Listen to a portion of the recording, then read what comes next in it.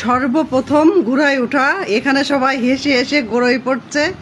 আমি প্রথমের দিকে উঠতে পারছিলাম না ঘোড়াতে, তাও আমার মনার শখের জন্যই চেয়েছি যে একটু ঘোড়ায় উঠি। মনা একা একা উঠতে চায়নি, মনা হচ্ছে গিয়ে সামনে দেখেন ঘোড়াটাকে সামনে নিয়ে যাচ্ছে, আমাকে টুল দিয়েছে, টুলির পরেও আমি উঠতে পারিনি।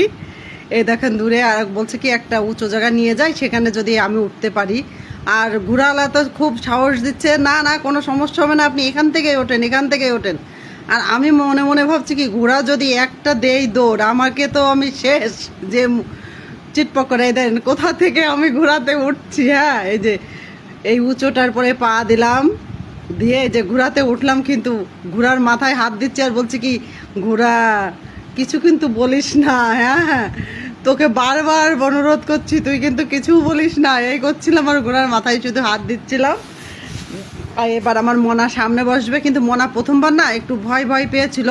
পরে যখন মনা আমি নেমে যাওয়ার পর মনা একা উঠলো, তখন দেখি যে মনার একটু সাহস এসছে, ঘোড়াতে উঠবে, একা একা উঠবে, একা একাই উঠবে। তা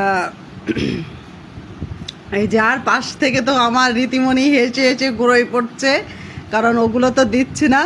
আর দেখেন ঘোড়াটা না চলতে পারছে না, মনে হচ্ছে কি পাজা মা ডাইবেই যাচ্ছে, মানে আমিও ডাইবে যাচ্ছি ঘোড়ার উপর, ঘোড়াও ডাইবে যাচ্ছে। আর ঘোড়াটাকে তো বলছি যে ঘোড়া ভাই তুই কিন্তু আস্তে আস্তে যাস, জোরস না, কিন্তু আমার ভয় করছে।